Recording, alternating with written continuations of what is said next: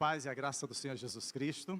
Queridos, nos meses de outubro e novembro, nós estamos estudando uma nova série nos cultos de ensino da Bíblia. Essa série tem como título Encontro com Deus. Às vezes nós imaginamos que encontro com Deus só se dá no momento da nossa conversão. Mas o que nós temos aprendido nessas últimas terças-feiras é que nós precisamos ter encontros diários com Deus, quer seja com relação a uma vida santa, reta, diante do Senhor, quer seja com relação ao nosso futuro eterno, quando estaremos na presença do Senhor. Nós queremos responder uma pergunta: como ter um encontro pessoal e profundo com Deus?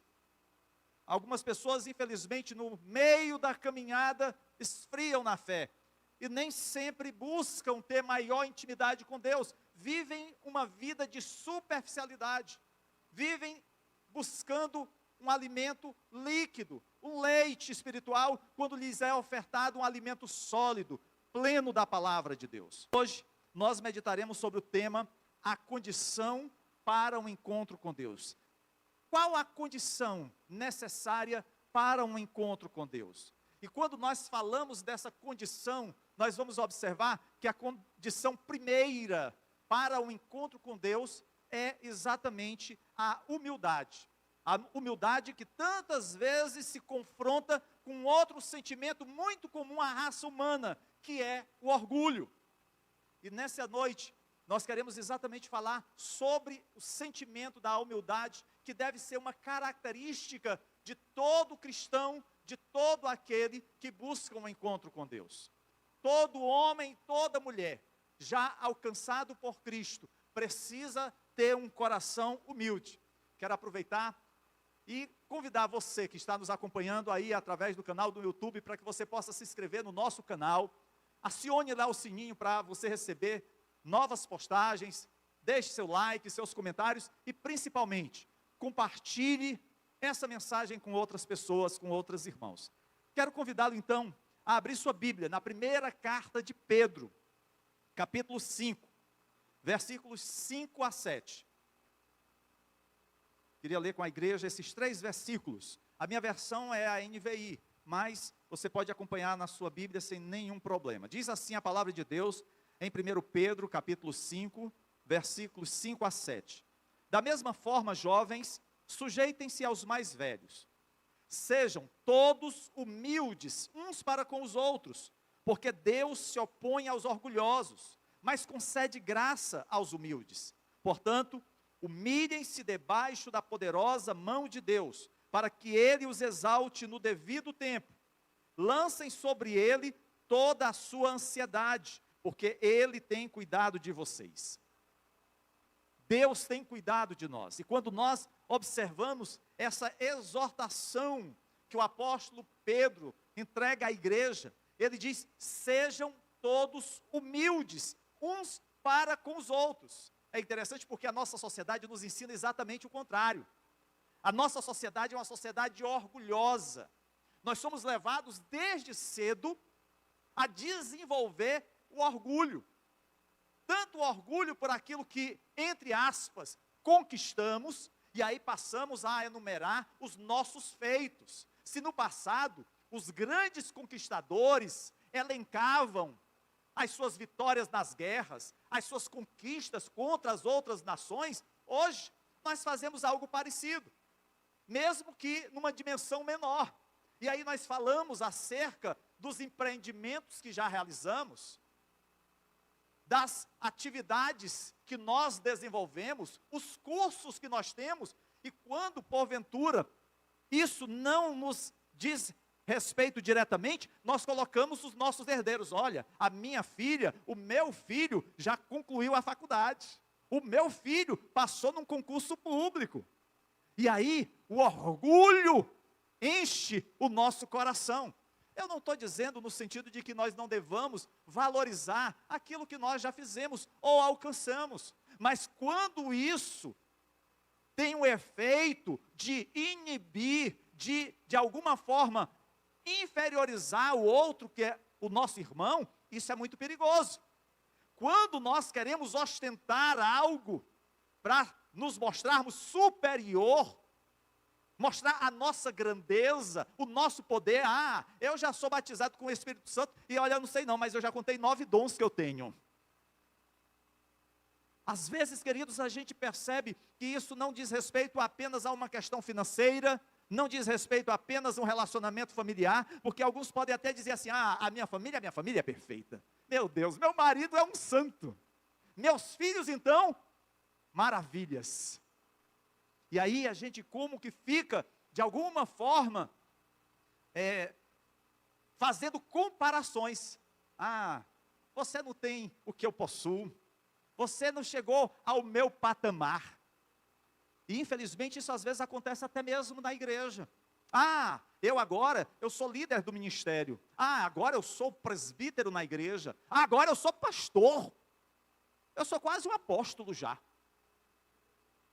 Essa é a realidade que nós vivemos, queridos. Mas será que essa é a realidade, esse é o desejo de Deus para as nossas vidas? E quando a gente vai aqui na primeira carta de Pedro, no capítulo 5, versos 5 a 7, nós vemos o contrário. Ele diz assim, sejam todos humildes uns para com os outros, porque Deus se opõe aos orgulhosos, mas concede graça aos humildes. Portanto, humilhem-se debaixo da poderosa mão de Deus, para que Ele os exalte. É Deus que nos exalta. Mas a sociedade que nós vivemos, nos ensina que nós é que devemos nos exaltar. Nós é que devemos mostrar as nossas qualidades, as nossas conquistas. Às vezes até mesmo entre igrejas tem esse tipo de concorrência. Olha, venha para a igreja tal, porque aqui na igreja tal, o doente que chega sai curado. Aí o outro vai dizer assim, olha, mas aqui também acontece isso, o doente chega curado e o que chega sem dinheiro sai milionário. Aí o outro não satisfeito diz assim, o doente foi curado, o pobre sai rico, e ainda acontece de que você sai daqui já com visões do céu do que vai receber lá no céu, já tem uma noção do que Deus está reservando para você.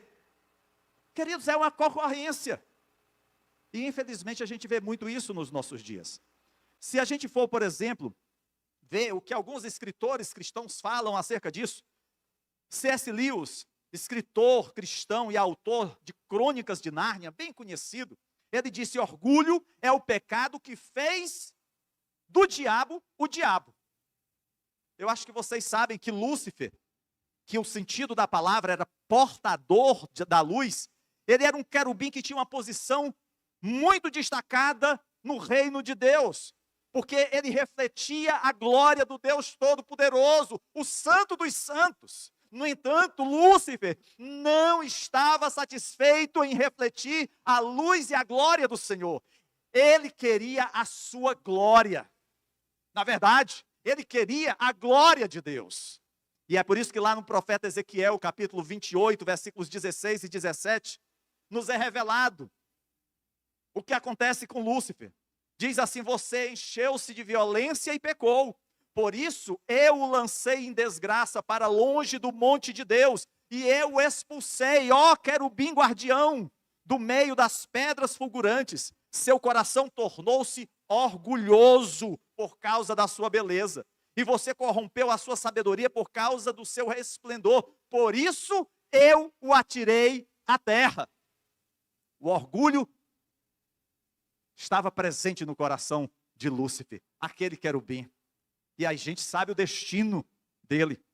Andrew Murray, pastor e escritor sul-africano do século XIX, em seu livro Humildade, a beleza da santidade, vocês podem depois até baixar em PDF que tem na internet, é muito bom esse livro. Ele disse, o orgulho pode transformar os anjos mais elevados em demônios.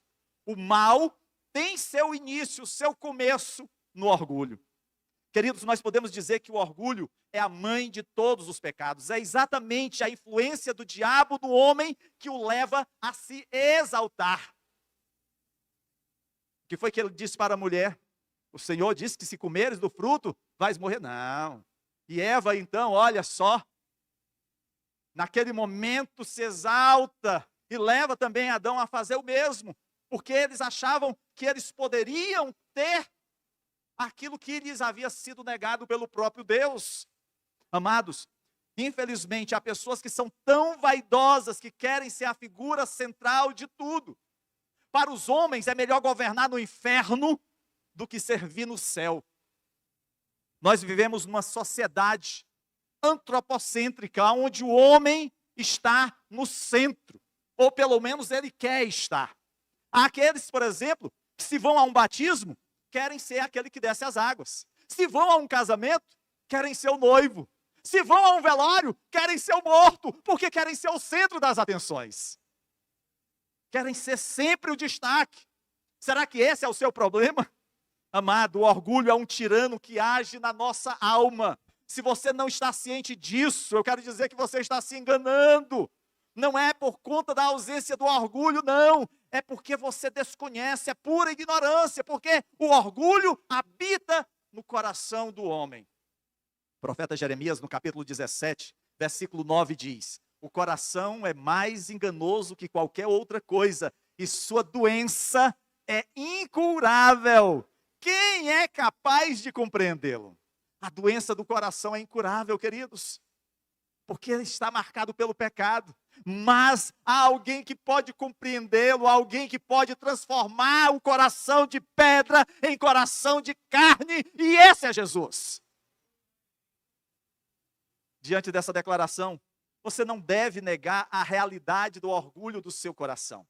William Perkins, um dos maiores líderes do puritanismo da igreja na Inglaterra do século XVI, diz: pensar bem de nós mesmos e achar que não somos orgulhosos, isso já é fruto do orgulho. Se você pensa que não é orgulhoso, você tem um problema maior do que jamais imaginou. Talvez você esteja sentado aqui esta noite, ou você esteja aí na sua casa e pense: o pastor Alex não me conhece, ele está enganado a meu respeito. Como eu posso ser uma pessoa orgulhosa se eu tenho um complexo de inferioridade? Se eu tenho uma vida tão atribulada?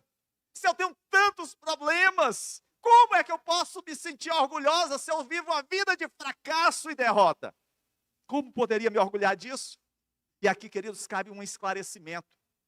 O orgulho, ele não se manifesta apenas na vida do empreendedor. Não se manifesta apenas na vida daquele que é bem-sucedido. Não.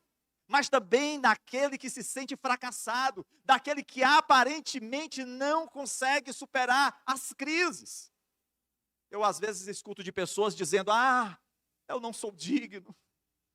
É verdade, você não é digno, eu não sou digno. Somos pecadores, todos nós.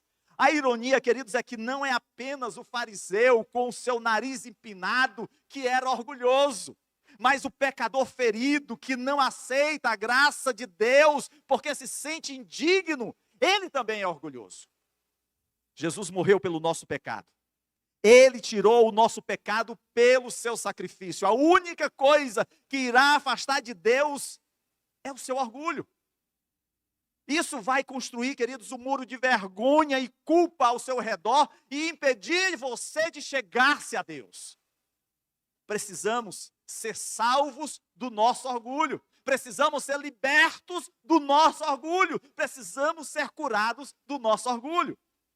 E em meio à salvação do nosso orgulho, através da humildade encontrada no sacrifício de Jesus Cristo, Paulo, escrevendo aos Filipenses, capítulo 2, versículos 1 a 11, tem uma declaração magistral.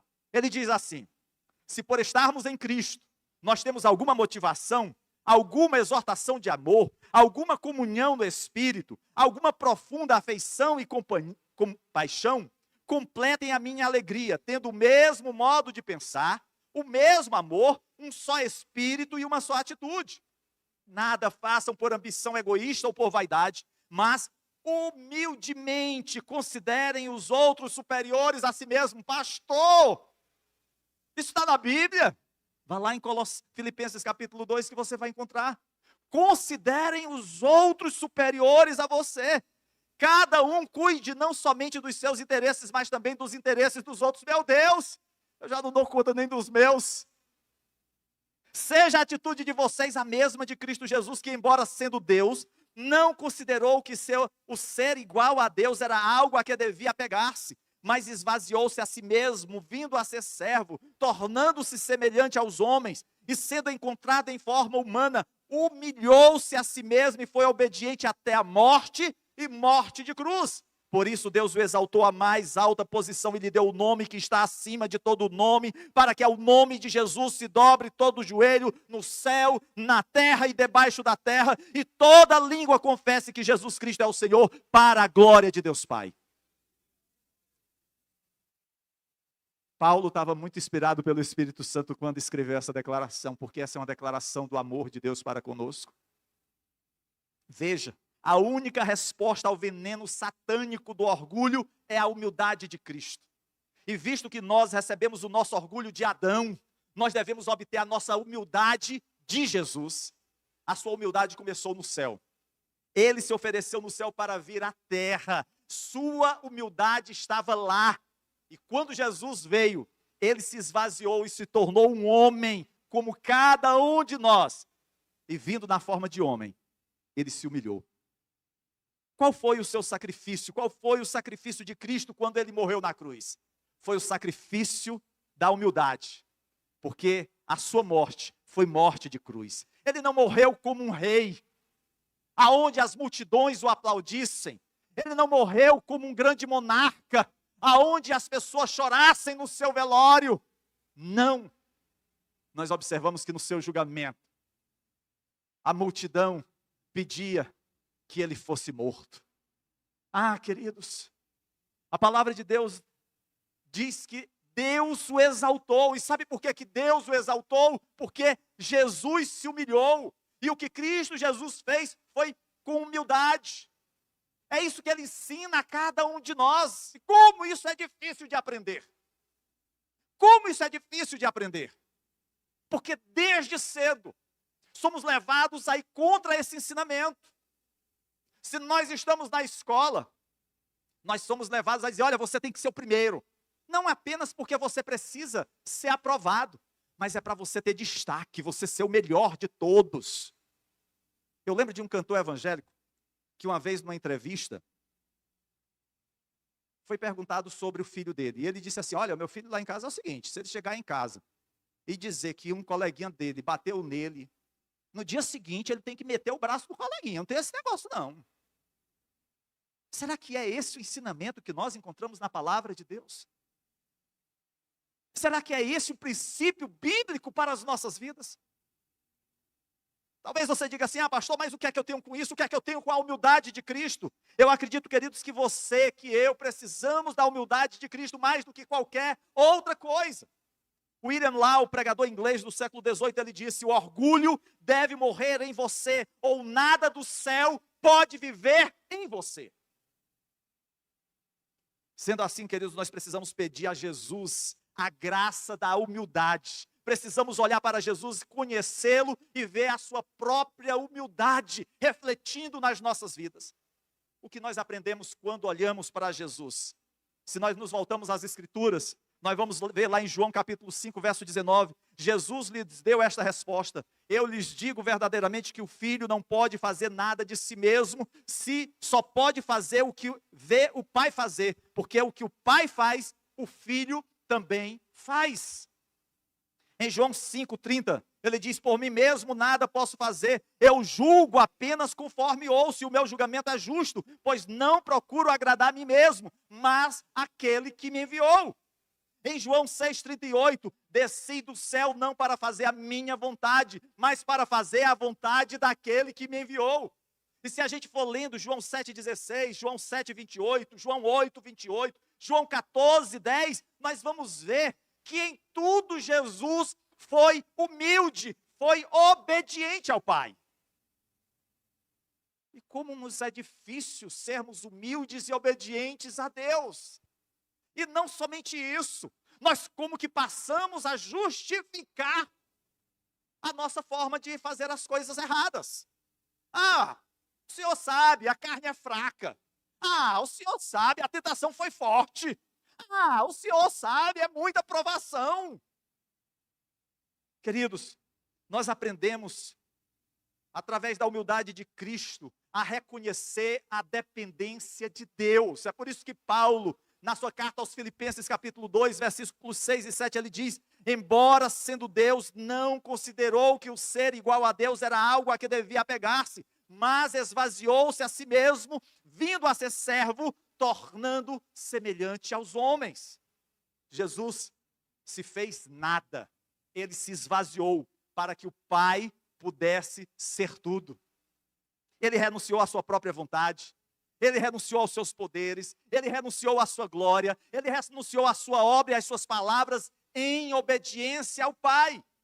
Jesus não encontrou a sua identidade em si mesmo, mas no Pai. Lembre-se, nós não encontramos a nossa identidade em nós mesmos, a nossa identidade está em Deus. Infelizmente, nós fazemos o contrário. Alguém em nosso tempo pode ter baixa autoestima, talvez se odeie, talvez não se aceite fisicamente, intelectualmente.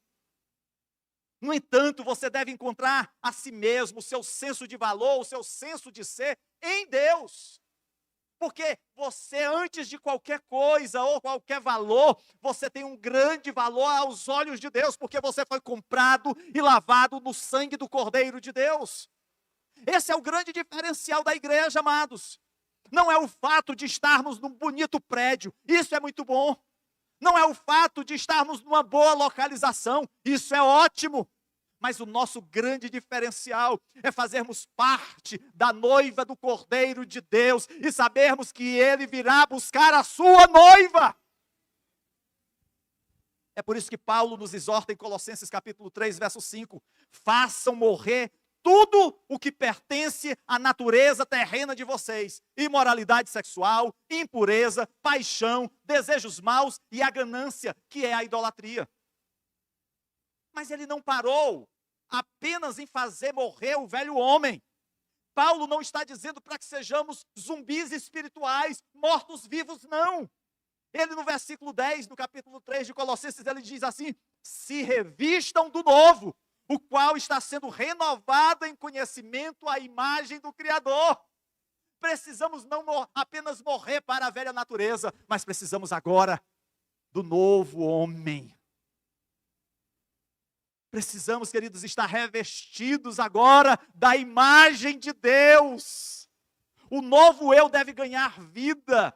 Você tem que se revestir de um novo ser que é semelhante à imagem de Deus. Aquela imagem que foi maculada, que foi manchada lá no Éden, mas que o Senhor Jesus restaurou quando Ele nos reconciliou com Deus.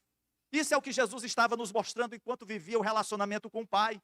O fato de estar em Deus Pai trouxe uma sensação de pertencimento, e isso se manifestou em humildade. Mas essa humildade não foi apenas em relação ao Pai, mas também em relação à igreja, a cada um de nós, aos homens. E isso, queridos, nós aprendemos e devemos colocar em prática na nossa vida. É por isso que lá em Mateus, no capítulo 5, verso 3, as palavras iniciais de Jesus se referem à humildade. Ele diz assim: bem-aventurados os humildes de espírito, pois deles é o reino de Deus. Você é humilde de espírito? O reino de Deus te pertence. O reino dos céus, queridos, tem a sua glória e a sua grandeza. E aí Jesus a compara a uma criança, quando lá em Mateus capítulo 18, versos 3 e 4, ele diz: eu lhes asseguro que a não ser que vocês se convertam e se tornem como crianças, jamais entrarão no reino dos céus. Portanto, quem se faz humilde como esta criança, este é o maior no reino dos céus.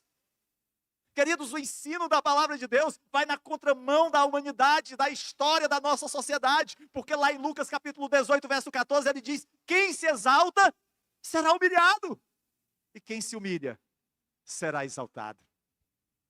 Em João capítulo 13, versículo 14, ele diz: se eu, sendo Senhor e Mestre de vocês, lavei-lhes os pés, vocês também devem lavar os pés uns dos outros.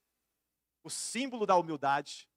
Mas, queridos, o que a gente vê é que os discípulos estavam discutindo entre si para ver quem seria o maior entre eles.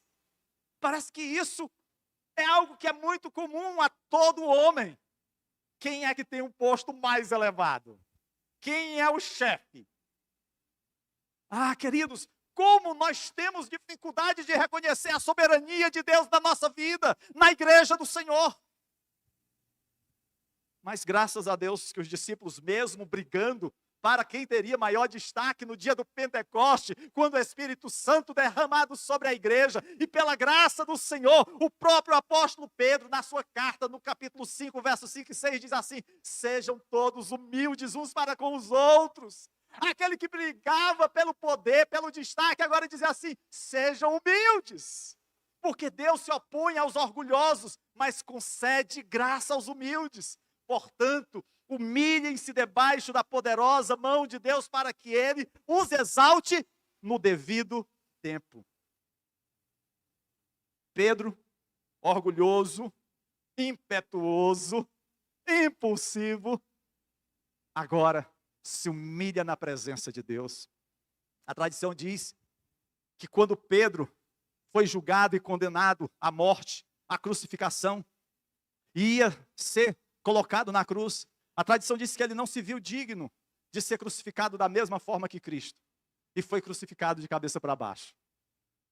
Nós não sabemos até que ponto essa história é verídica ou não, mas retrata um pouco do homem que foi transformado pelo poder de Deus. É isso que Deus deseja fazer com cada um de nós. Deus não deseja que permaneçamos da mesma forma desde o tempo da nossa conversão. Deus deseja nos moldar, Deus deseja fazer com que nós nos assemelhemos cada vez mais ao seu Filho. Chegar à estatura do varão perfeito. É por isso, queridos, que o apóstolo Paulo, no capítulo 3 da sua carta aos Colossenses, capítulos 12 e 13, ele diz: como povo escolhido de Deus, santo e amado, revistam-se de profunda compaixão, bondade, mansidão, paciência e humildade. Suportem-se uns aos outros e perdoem as queixas que tiveram com os outros. Ah, pastor, não dá assim não para perdoar. Olha o que a minha esposa aprontou. Jesus tem misericórdia. Jesus, só tu mesmo para pedir perdão para o meu marido. Deus tem misericórdia dos meus filhos. E aí a relação vai grande. Amados, mas o Senhor diz: perdoem como o Senhor lhes perdoou. Jesus tem misericórdia. Eu não era merecedor do teu perdão. Eu estava condenado nos meus delitos e pecados. A minha herança era a morte, porque o meu salário era a morte, a separação eterna. Mas pela graça o Senhor me alcançou com o seu perdão. E se Ele se mostrou tão perdoador, tão bondoso, por que nós somos tão duros para com o nosso irmão? Por que nós somos tão birrentos? Eu acho, queridos, que a Escritura é muito clara. A condição de nós termos um encontro com Deus é a humildade. A grande questão é como isso pode ser feito. E aí eu quero avisá-lo: não lute com orgulho. Não tente superar o seu orgulho, porque o seu orgulho é mais forte do que você pode imaginar.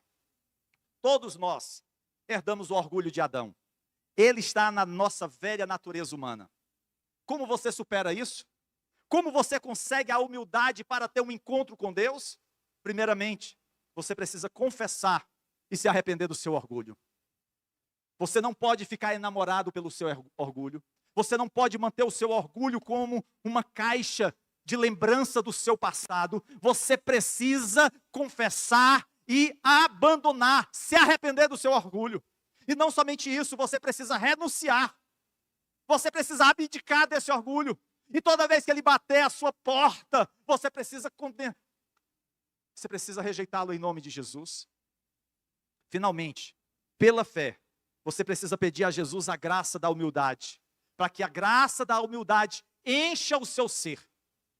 E aí, queridos, eu quero deixar absolutamente claro nesta noite, que você não pode matar o seu orgulho pelo seu próprio poder. Nós não temos forças para vencer o nosso próprio orgulho. Você não pode obter humildade pelos seus méritos ou pelo seu esforço próprio. Não adianta você dizer assim: agora daqui para frente tudo vai ser diferente. Isso parece até uma música do Roberto Carlos. Mas eu quero lhe dizer, queridos, que não muda. Não é pelo esforço próprio. Não é mérito seu. Você tem que levar essa demanda a Deus. Você tem que pedir, clamar ao Senhor, que Ele te encha da humildade de Cristo. É a ação do Espírito Santo na sua vida, removendo aquilo que não apraz ao coração de Deus. Tirando o orgulho da velha natureza e enchendo da humildade gratuita de Deus. É por isso que Pedro, lá em capítulo 5, verso 5, diz: Deus resiste aos orgulhosos, mas dá graça aos humildes. Um escritor, certa vez, disse: Deus resiste aos orgulhosos, mas Ele não resiste aos humildes. E se você pode levar a verdade do seu orgulho, a graça de Deus o encontrará, e a graça da humildade virá até você. Porque o desejo de Deus é abençoar a sua vida. O desejo de Deus é fazer com que você cresça, que você progrida. É por isso que Paulo diz: prossigo para o alvo. Paulo não disse: olha, eu vou ficar paralisado aqui frente às crises que eu estou vivendo, eu vou ficar estagnado diante dos problemas que eu estou passando, eu vou me silenciar. Não! Paulo diz: prossigo para o alvo. Prossigamos para o alvo, queridos. O alvo da nossa vida é Cristo. Diariamente precisamos perseguir esse alvo. O inimigo vai tentar de todas as formas nos abater, nos demover desse objetivo. Mas fique firme nos pés do Senhor. E talvez você diga assim: pastor Alex, há algo que eu possa fazer na prática para avançar na humildade? Sim. Deus vai agir na nossa vida, mas nós precisamos também fazer. Precisamos lutar, precisamos nos esforçar. E a primeira atitude: desista de fingir ser o que você não é. Desista de viver de aparência. Às vezes a gente quer mostrar uma vida, um status social que a gente não tem. Quer manter uma realidade financeira que nós não podemos. Outras vezes é na vida familiar. Queremos mostrar aos outros que em casa está uma maravilha, quando lá está pegando fogo. Ou queremos mostrar uma realidade espiritual que está muito aquém da nossa vida. Queridos, isso se chama hipocrisia.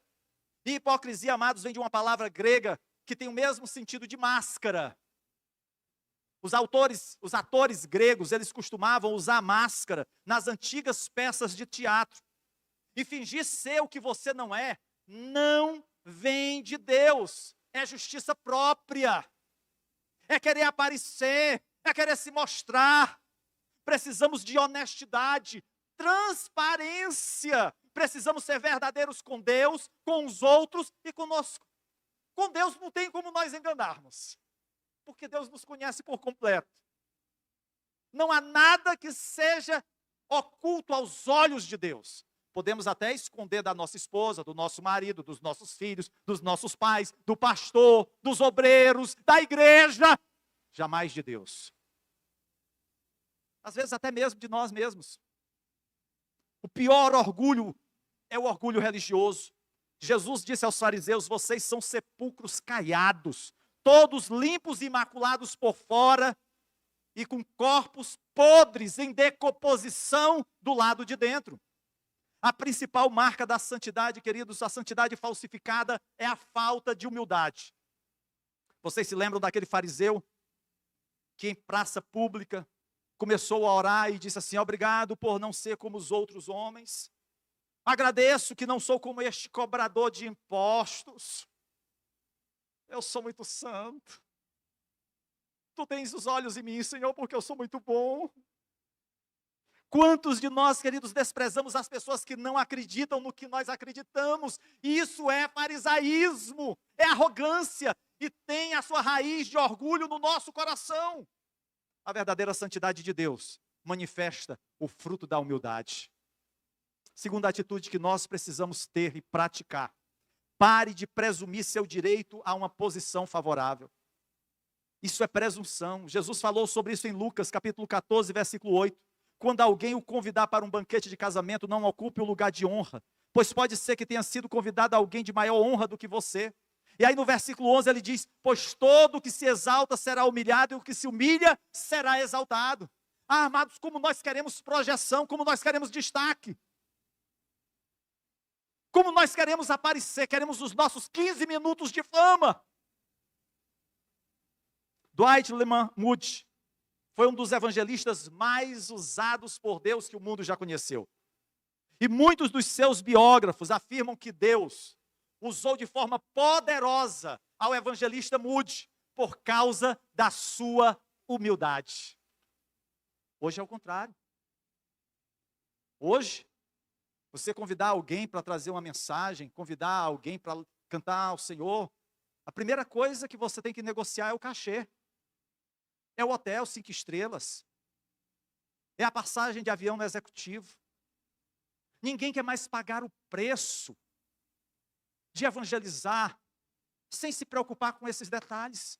Esses detalhes tomam o primeiro lugar, e eu não estou dizendo com isso, queridos, que nós não devamos honrar quem mereça honra. Que o obreiro é digno do seu salário, eu não estou dizendo isso, mas o que nós vemos às vezes é exagero, são absurdos. O homem humilde não sente ciúme ou inveja. O homem que se revestiu da humildade de Cristo não faz nenhuma provisão para a carne, pelo contrário, ele se arrepende do seu orgulho e veste a humildade de Jesus como um presente da graça. Ele pode louvar a Deus mesmo quando outros são preferidos e abençoados antes dele. Por que o pastor falou o nome do fulano e não falou o meu nome? Como é que pode? Esqueceu logo de mim. Eu que sou tão merecedor das honras nessa igreja, faço tantas coisas, só o que primeiro chega, o último que sai. Quer o meu destaque, pastor? Queridos, o nosso maior destaque é sermos chamados filhos de Deus.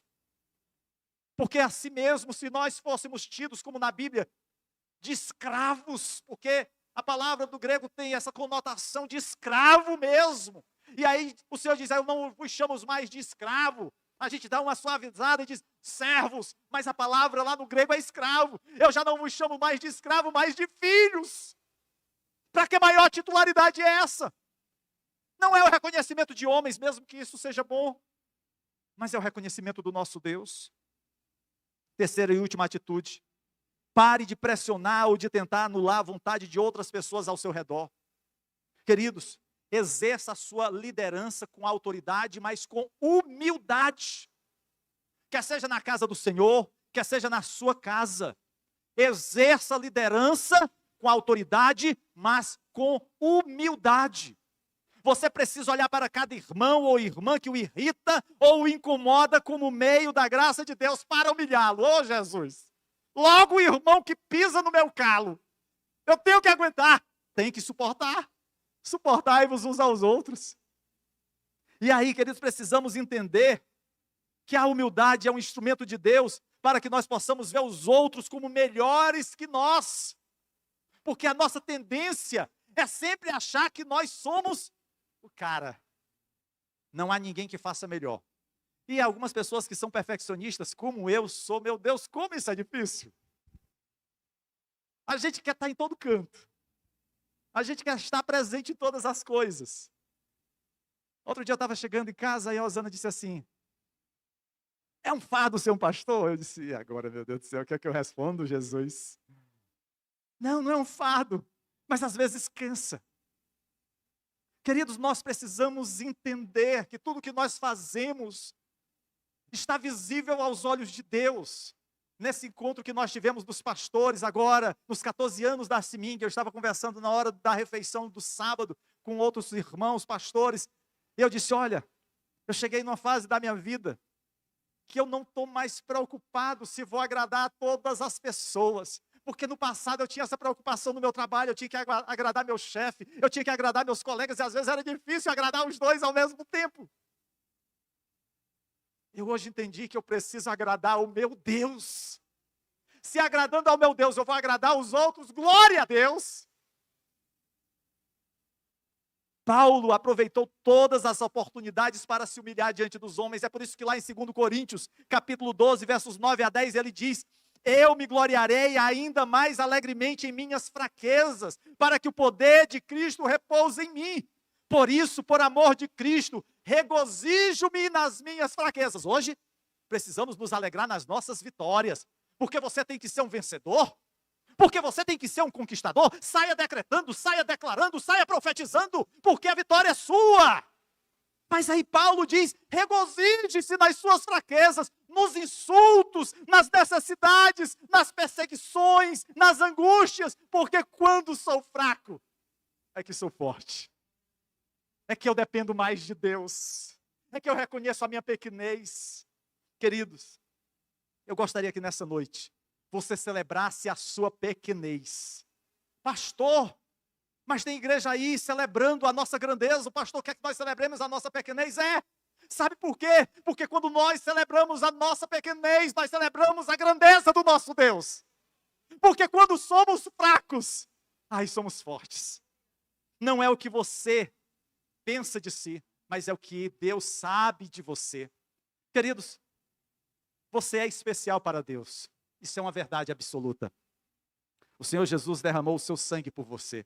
Contudo, se você quiser ter um encontro com Deus esta noite e todos os dias da sua vida, lembre-se, Deus, o Altíssimo, o Santos dos Santos, o Todo-Poderoso, Ele habita com aqueles que têm um coração humilde. Rejeita aqueles orgulhosos. Qual a sua decisão? Qual o seu desejo nessa noite? De colocar-se diante de Deus e, Senhor, eu abdico, eu rejeito, Senhor, a herança adâmica do orgulho. E eu quero abraçar, Senhor, aquilo que foi conquistado na cruz do Calvário, através de Jesus, que se entregou por mim, humildemente, como Cordeiro de Deus, que tira o pecado do mundo. Feche os seus olhos e vamos orar ao nosso Deus.